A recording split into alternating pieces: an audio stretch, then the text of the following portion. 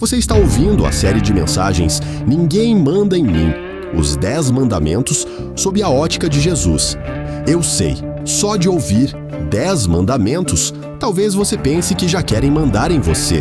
Afinal, desde pequenos sonhamos com a liberdade de sermos donos do próprio nariz. Mas aí vem as contas, o chefe, os clientes e a nossa família. A verdade é que você não vive sem um senhor. Ou seja, a grande questão não é se alguém vai mandar em você, mas quem vai mandar em você. Agora fique com o sermão deste domingo e para saber mais, siga nosso Instagram, @anglicanaverbo, conduzindo pessoas rumo à maturidade. Para quem não me conhece, meu nome é Christian, faço parte do presbitério da Igreja Reformare e tenho a honra de hoje estar falando sobre o 9º mandamento, amém?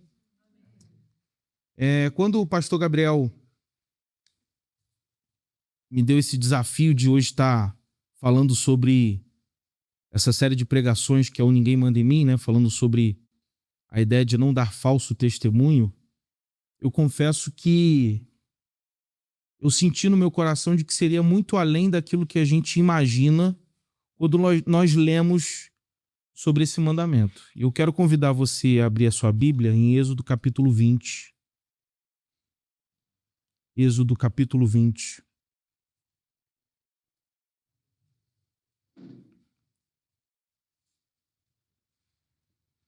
Verso 15.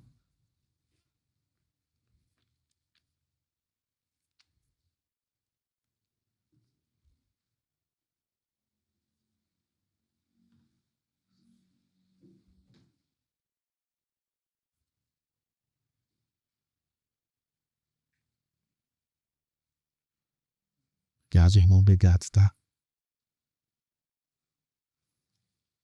Que diz assim: não darás ou não dirás, depende da sua tradução, falso testemunho contra o teu próximo. Amém? Quero novamente fazer mais uma oração. Feche seus olhos, recline sua cabeça. Senhor, que o Senhor venha tomar a minha boca essa noite para que eu possa transmitir a verdade do teu evangelho, para que eu possa falar sobre a tua vontade, não a minha. Que eu possa refletir sobre o que de fato o Senhor quer falar conosco, com o nosso coração. Que não seja a minha humanidade, o meu ego, que não seja as minhas esperanças pessoais, mas que seja a tua palavra, a tua verdade pura e simples essa noite, atuando no nosso coração e na minha boca. Que a tua palavra seja de fato exposta essa noite. Assim nós choramos em nome de Jesus. Amém. Amém. Bom, nós lemos aqui um trecho de Êxodo, capítulo 20, verso 15 até o 16, você vai entender que Deus quer de fato que a gente não dê um falso testemunho. Quando nós falamos de falso testemunho, a gente precisa entender que essa palavra, esse mandamento também é exposto em Êxodo 23, verso 1 e também em Deuteronômio, capítulo 5, verso 20. E o interessante é que quando nós falamos não darás falso testemunho ou não dirás falso testemunho, a gente prontamente já pensa sobre uma palavra que é muito dita, que é a mentira, certo? De fato, esse mandamento também fala sobre mentira. Quando nós falamos de mentira, a gente precisa entender que o diabo é de fato o pai da mentira. Todos nós sabemos disso. O diabo é o pai da mentira, Jesus fala isso. E esse mandamento fala também sobre a mentira. Não é uma mentira dizer isso. Porém, quando o Gabriel falou para falar sobre esse mandamento específico, eu falei, esse texto ele fala muito mais do que mentira. Eu fui lá no original em hebraico e fui buscar o termo que está sendo empregado aqui nesse texto.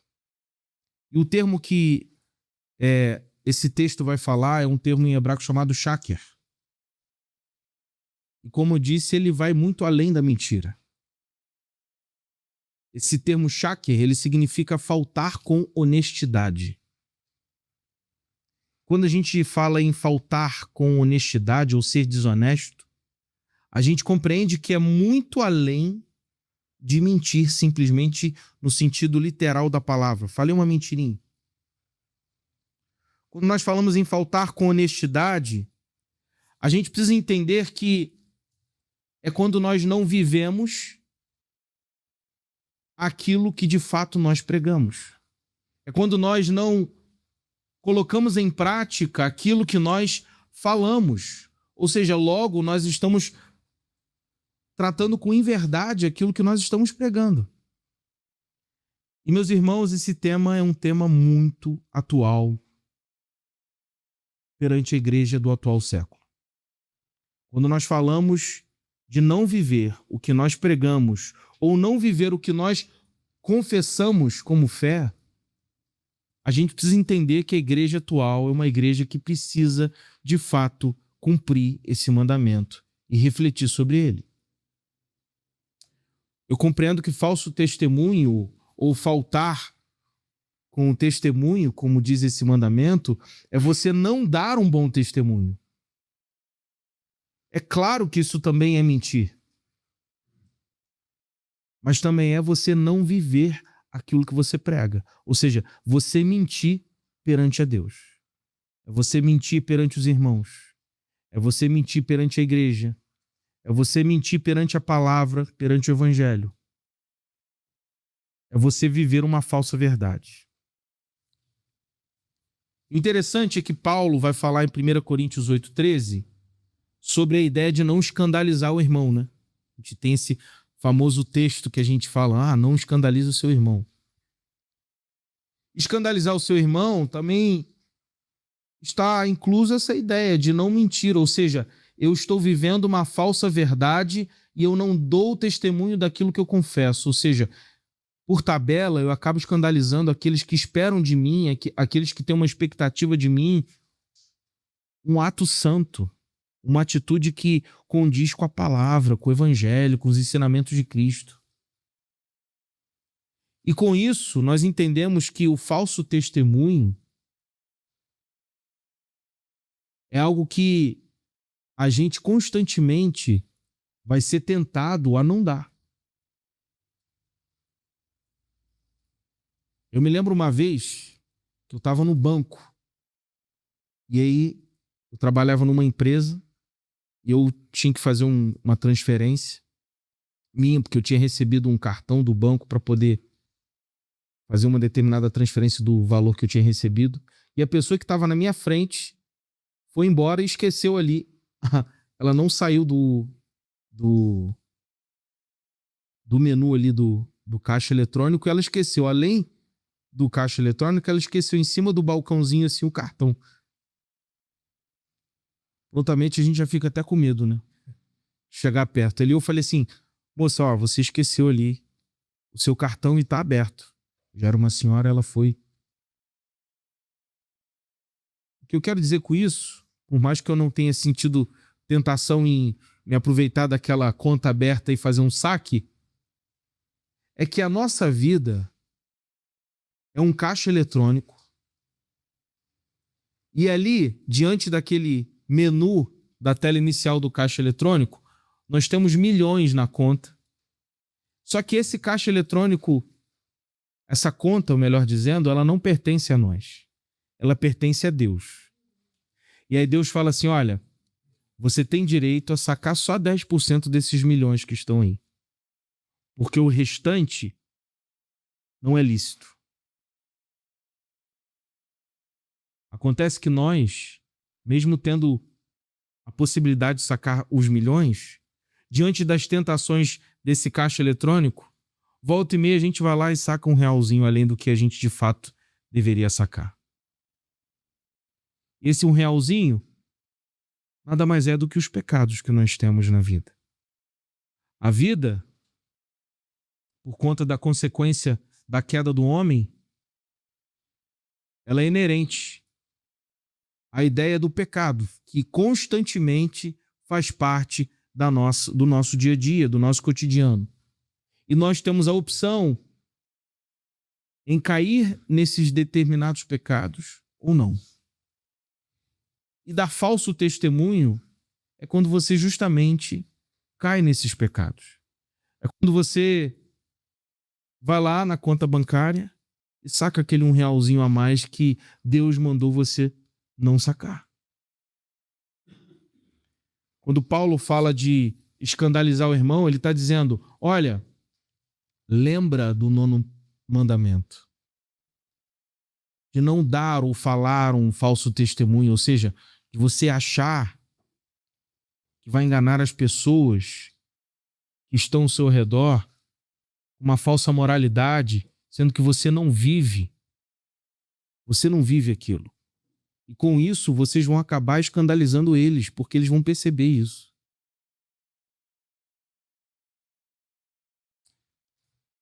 Interessante que, especificamente nesse texto de Êxodo, ele vai falar contra o teu próximo. Mas, quando nós falamos de dar falso testemunho, a gente se esquece que, além disso, a gente acha que está enganando a Deus. A gente acha que está mentindo também para Deus. Porque é possível enganar as pessoas que estão do nosso lado. É possível enganar o meu pastor. É possível enganar o meu irmão, minha esposa, um funcionário, um colaborador, um cliente. É possível. Mas é impossível você enganar o teu Deus. É impossível nós acharmos que estamos iludindo o Senhor, que é onipresente, Ele é onisciente. Ele tem conhecimento de todas as coisas. E quando nós caímos nesse pecado, a gente acha que Deus não está vendo a gente. A gente acha que Deus não tem consciência de quem nós somos no nosso mais profundo ser. A gente acha que Deus não sabe das nossas inverdades. A gente acha que Deus não sabe das nossas mentiras. Brennan Manning, um teólogo da igreja, ele tem um livro chamado O Impostor que Vive em Mim.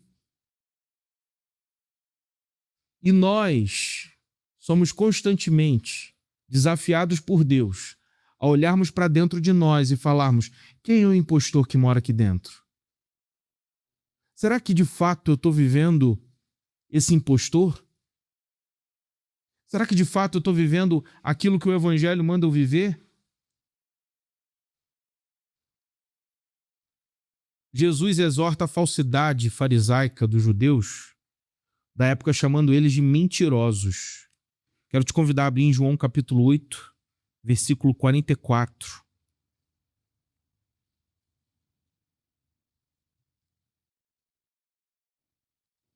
Ele diz assim, vós tendes por pai o diabo, e quereis satisfazer os desejos de vosso pai. Ele foi homicida desde o princípio e não se firmou na verdade, porque não há verdade nele. Quando ele profere mentira, fala do que lhe é próprio, porque é mentiroso e pai da mentira. Ou seja, quando nós vivemos em mentira, vivemos em falsidade com Deus, nós estamos colocando debaixo de nós a adoção do diabo. É o que Jesus está dizendo aqui. Quando nós não praticamos aquilo que somos chamados a praticar, quando nós não vivemos aquilo que somos chamados a viver, nós estamos aceitando o diabo como nosso pai. É isso que os judeus da época estavam fazendo.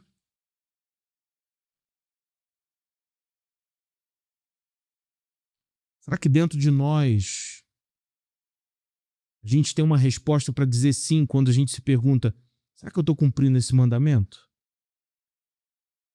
Se eu fosse fazer essa pergunta para cada um de nós aqui, você tem cumprido esse mandamento aí? Você está, de fato, fazendo ele se tornar verdade no teu coração? Será que a gente levantaria a mão e falaria, de fato eu estou cumprindo esse mandamento? Eu falo isso para mim, gente. Eu sou encarregado de levar a reflexão e a interpretação bíblica essa noite. Mas assim como todos os que estão aqui e os que estão em casa vendo essa mensagem, eu também estou recebendo essa exortação. Nós que somos cristãos, somos chamados a dar bom testemunho e não falso testemunho. Nós que somos cristãos, somos chamados a de fato entender o evangelho e saber que as pessoas têm uma expectativa de nós.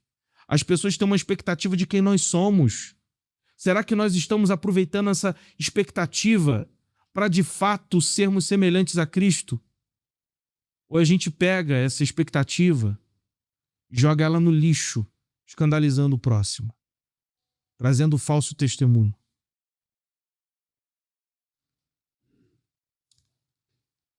Tem um texto do romancista chamado Victor Hugo, que ele diz assim, esse texto se chama A Consciência, se você depois quiser ler com calma. Mas Victor Hugo, poeticamente, ele vai fazer uma reflexão sobre o primeiro assassinato. Caim mata Abel. E no texto tem uma parte que ele diz o seguinte, olha, quando o segundo dos filhos, vestido das peles dos animais, com os cabelos desengranhados, lívido em meio à tempestade, está falando de Caim, Caim fugiu da presença de Deus. Ou seja, Victor Hugo vai dizer que após o assassinato, após Caim matar Abel, ele foge da presença de Deus. E em linguagem poética, o texto vai dizer que Caim viveu a vida inteira tentando fugir dos olhos de Deus, como se a vida toda Caim fosse perseguido pelos olhos do Senhor. E aí no finalzinho do texto ele vai dizer, os olhos de Deus estavam sobre a sua tumba e fixava Caim em seu leito de morte. No final desse texto poético de Victor Hugo, ele vai dizer que quando Caim morre, os olhos de Deus ainda estavam olhando Caim morto. Eu quero dizer com isso é que não tem como a gente fugir do Senhor. Não tem como a gente achar que a gente engana Deus. Não tem como a gente mentir para Deus. Deus sabe quem nós somos. Caim, ele tentou fugir de Deus de qualquer forma, mas era impossível aqui. E o irônico é que no texto bíblico, lá de Gênesis, capítulo 4, verso 9, assim como acontece no pecado de Adão e Eva, onde ele fala, onde vocês estão no meio ali do local onde eles estavam escondidos, Deus ele se apresenta a Caim e pergunta, onde está o seu irmão? Deus é irônico. E quando a gente lê isso, a gente acha que Deus sabe, não sabe quem nós somos. A gente acha que a gente engana Deus. Então, meus irmãos, a gente precisa entender que a nossa sorte, como diz a palavra, está lá em Números 14, 18, é que Deus é tardio em se irar. Essa é a nossa sorte. No original em hebraico é como se literalmente Deus tivesse um narigão. Por que isso? Já viu aquela frase, respira fundo? Então, no Oriente Médio também tinha um conceito similar. É como se a nossa sorte é que Deus ele respira fundo porque ele tem um narigão. No original em hebraico é como se fosse isso. Tardio em irar-se a nossa sorte é que Deus respira muito fundo. Porque senão nós seríamos consumidos. E essa ideia de respirar fundo, vai dar conclusão na minha palavra daqui a pouquinho, combina com a palavra chamada graça. A nossa sorte é a graça de Deus. O problema é que a gente pega essa graça e a gente transforma ela em algo que não tem valor. Não é só porque a graça teve um preço na cruz que a gente vai achar que ela foi de graça. É o que Paulo fala em Romanos 2:24. Blasfemam o nome de Deus por causa do mau testemunho que há em vós. Ou seja, o nosso mau testemunho, por não vivermos de fato a verdade do Evangelho, faz com que o próximo se escandalize e acabe blasfemando a Deus. Ontem a gente teve um evangelismo, a igreja cujo eu pertenço teve um evangelismo na rua, Já há um tempo que nós não fazíamos o evangelismo corpo a corpo ali na calçada, e eu percebi algo que tem se acentuado ao longo dos anos. A impressão que dá que as pessoas, né, Gabriel, estão mais resistentes ao receber uma palavra de fé. As pessoas estão mais resistentes ao receber uma oração. As pessoas estão mais resistentes quando você fala que é cristão, quando você fala que Jesus ama elas. Por quê? Porque muitas dessas pessoas estão feridas com mau testemunho que a igreja, no sentido geral e amplo, muitas vezes dá a elas. A igreja midiática, que é óbvio que não representa de fato a igreja, acaba muitas vezes passando uma imagem que não é a imagem do Jesus Cristo bíblico. E isso faz com que as pessoas, ao verem esse mau testemunho de nós, blasfemem o nome de Deus, cumprindo-se o que Paulo estava dizendo. Ou seja, nós não podemos nos esquecer que Deus está diante da sua igreja e sabe de todas as verdades e mentiras dela. Deus sabe das nossas verdades. Deus sabe das nossas mentiras. Deus conhece e sonda o nosso coração. E hoje, essa noite, Ele está dando a nós uma oportunidade de refletirmos quem nós de fato somos e o que de fato nós estamos fazendo e chegarmos junto dele a um arrependimento. Porque o 9º mandamento diz: não darás falso testemunho. Como eu disse, isso não é só mentir, é você não viver a verdade do evangelho. Eu me lembro que uma vez eu estava recém-convertido, sabe?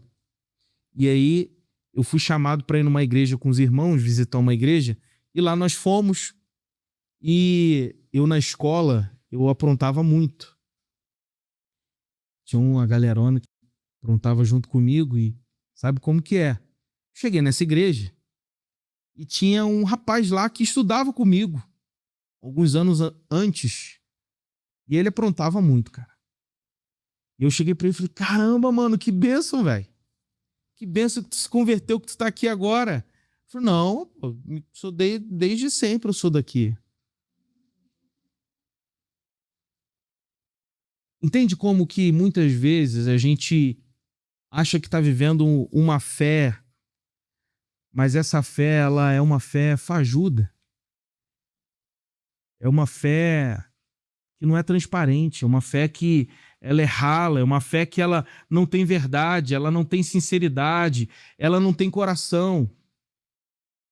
E se você que está aqui não vive uma fé que de fato tem verdade, Deus fala no teu coração, está na hora de você parar. Refletir quem você tem sido. E aí eu separei algumas áreas da nossa vida que muitas vezes a gente se esquece. Devemos dar bom testemunho. Primeiro, no ambiente de trabalho. Nós demos bom testemunho no ambiente de trabalho? Uma das pautas levantadas pela Reforma Protestante, especificamente por Lutero, era que não existia e não existe essa ideia de trabalho sacro e trabalho profano. Porque na época se tinha essa ideia, aquilo que era sacro e profano. E aí a Reforma Protestante vem e fala: opa, não é bem assim. Tudo é sagrado. Jesus não fala?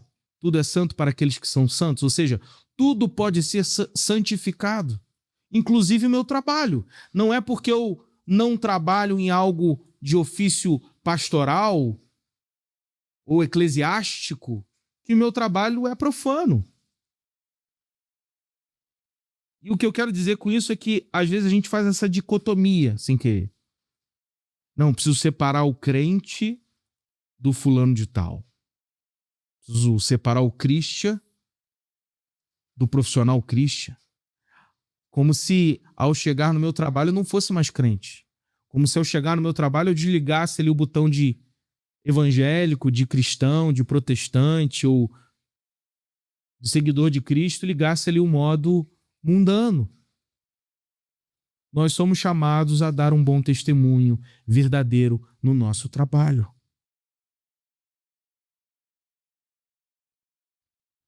Diante do nosso bom testemunho, nós precisamos entender que o Senhor quer alcançar pessoas. Amém? O Senhor quer alcançar pessoas, gente. Pessoas que você olha e fala, caramba, essa pessoa precisa do evangelho, essa pessoa precisa se converter. Mas você não faz nada para ajudar. Você não faz nada para levar o evangelho a essa pessoa. A gente precisa santificar o nosso trabalho, amém? Segunda área também é na vida pública. Amigos na sociedade, nas redes sociais. E quando a gente fala de rede social, a gente está falando de uma coisa que é um banquete de tentações ali, né? Que ali você vai se deparar com confusão, fofoca, pornografia, discussões, mentiras, inveja, avareza, tudo. Toda sorte de coisas ruins estão nas redes sociais. Eu não estou falando para você se afastar nas redes sociais, mas eu estou dizendo que é uma ferramenta que você pode usar para edificar, mas também para se amaldiçoar. Você tem dado um bom testemunho nas redes sociais? Na sociedade, diante dos seus amigos, você tem dado bom testemunho? Nós temos dado bom testemunho? Cabe a nós olharmos com a mentalidade bíblica e entender, será que eu tenho, de fato, caído no manjar, como foi lá em Daniel 1:8, que ele negou os manjares do rei, ou Jesus no deserto negou o banquete de Satanás? Será que nós estamos aceitando esse banquete pecaminoso diante de nós ou estamos rejeitando isso? Outra área que a gente precisa dar bom testemunho é em nossa casa, os nossos familiares. Porque muitos deles têm uma expectativa de nós que condizem com a palavra.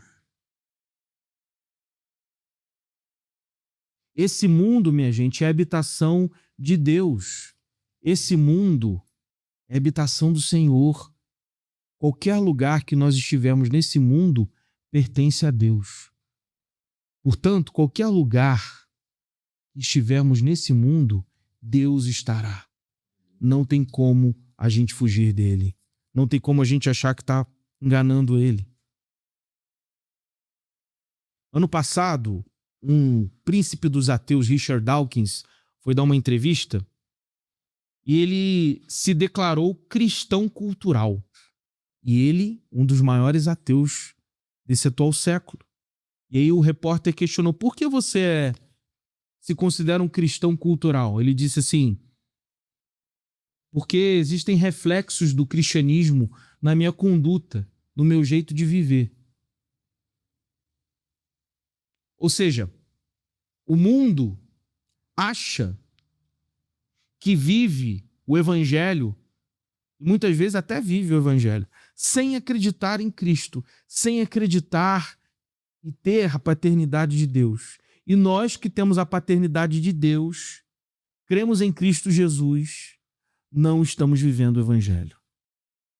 E quando o mundo faz essa dicotomia, se torna apenas uma pauta ideológica, se torna apenas uma bandeira. Mas quando o cristão entende que ele precisa praticar o evangelho, é muito mais do que uma agenda, do que uma pauta, do que uma filosofia. É uma prática de vida. E essa é a realidade que o Senhor nos chama, amém? A vivermos um cristianismo prático, a vivermos um evangelho prático e não somente teológico, ou teórico, ou filosófico. O testemunho do cristão precisa apontar para Deus. E a pergunta que nos cabe é, será que nós estamos apontando para Deus? Será que o que nós estamos fazendo reflete Jesus Cristo? Será que quem nós somos no dia a dia se parece ainda que 1% com Jesus? Eu me lembrei de uma vez que eu tava na rua e eu tava... Gente, eu trabalhava numa...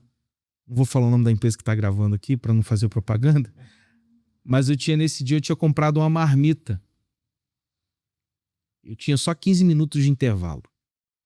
E eu consegui, nesse dia eu tava com muita fome, eu falei assim, cara, eu vou conseguir acumular tempo, eu consegui lá, na época com o administrador, ter um pouquinho mais de intervalo, e eu consegui comprar uma marmita.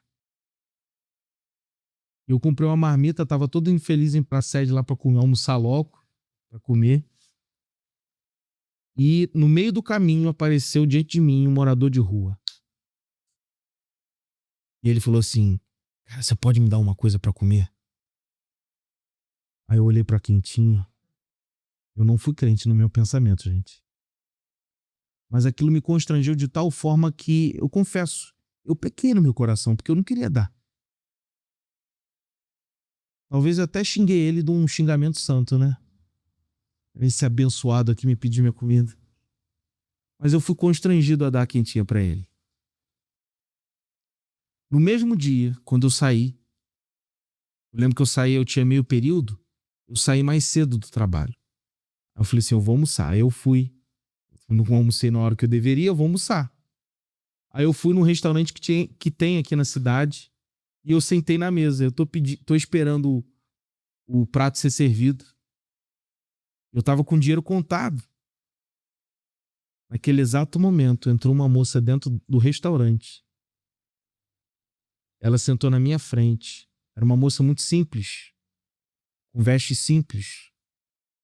Ela falou assim, você paga um prato de comida pra mim? Sem brincadeira, gente. Só Jesus, né? Sabe o que eu tirei daquele dia, gente? Deus, ele sabia do meu coração. Ele sabia que eu estava sendo absolutamente avarento, absolutamente egoísta. Eu não queria nem um pouquinho dividir. Ele sabia disso. Mas ele queria mostrar para mim o quanto eu deveria mudar. No nosso dia a dia, a gente vai se deparar com situações que Deus sabe do teu coração. Mas ele vai querer mostrar para você o quanto você precisa mudar. O quanto você é caído. O quanto você está apegado com essas coisas terrenas, com agora. E ele vai colocar essas situações diante da sua frente para te desafiar mesmo. Eu acho que Abraão, quando ele pediu Isaac, acho que ele não sabia do coração de Abraão. Acho que ele não sabia do futuro.